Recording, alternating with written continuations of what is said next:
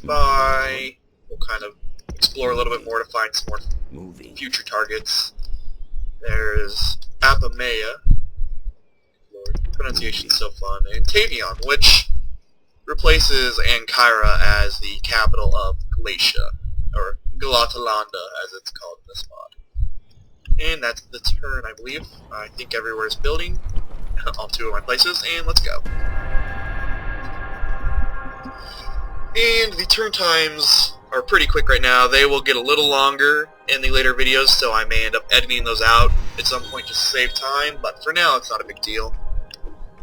And another important detail in this mod is generals are key.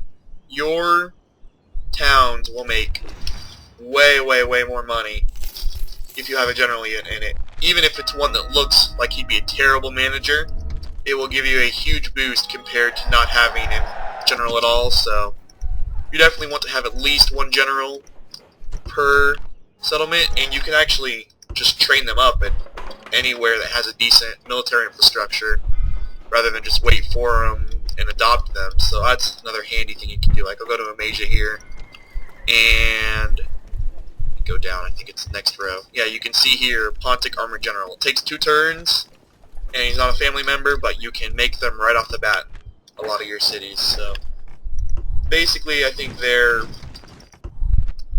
philosophy was need generals. I mean, it makes sense. You want to have them everywhere you own being governed by someone. So make them available.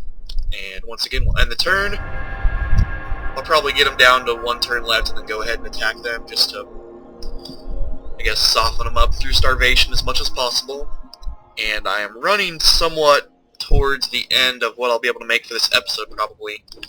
So I'll try to keep this short. We'll probably end right before the battle. And I'm making money pretty well now. Got a couple ancillaries. That's not ancillaries, traits. Another great thing about this mod is the detail in what your generals get.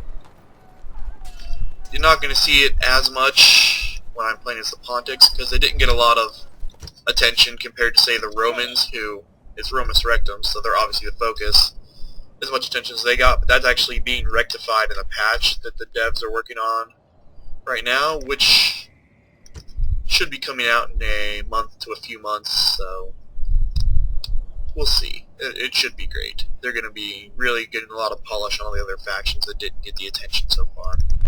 You know what?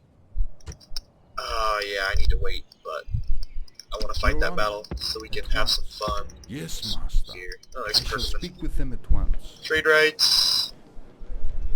Once again, I'm not going to get an alliance with them or try for one because they are going to be one of my primary targets here early on. And I got trade arts from the Ptolemies. I think we're going to try to go talk to Macedon next. Yes, so we'll head this way. Moves depleted, sir. And I'm sorry, this is starting out fairly slowly, but we will pick up pretty quickly, I hope. Once I take a town or two, we will really start to see the action kind of snowball. Everyone's borders will expand, sparks will fly, and wars will happen. It will be glorious. Still making more and more money, that's good. Amasia. No, I don't think I built any Trapezus last turn anyways. So Amasia will build. There's so many darn choices. I'm glad I played a few campaigns on this before, because if I was going into this blind, that would be ridiculous. I'm going to build Shrine of Demeter, and these last 3 right here, these bottom 3, sometimes 4, are basically your trade and income temples.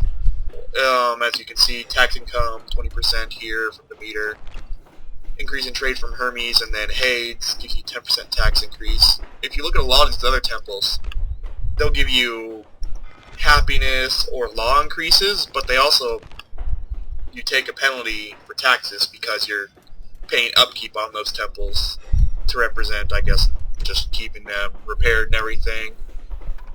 So those are handy if you need a boost for your public order, but at the same time they'll drain your resources. So I'm just going to queue up these 3 temples. They each take 1 turn at the first level. And over at Trapezus, they can recruit some basic units. But to build the next level of military building takes a regional focus, which is down here, costs 5,000. We'll go ahead and grab that. And that will eventually unlock the choices to make each region a military or economic region, which will, they're pretty, I mean, the names are pretty self-explanatory, whether they focus on military economy. And an economic region will make more money, but will have limited troops, and a fortified region is the opposite.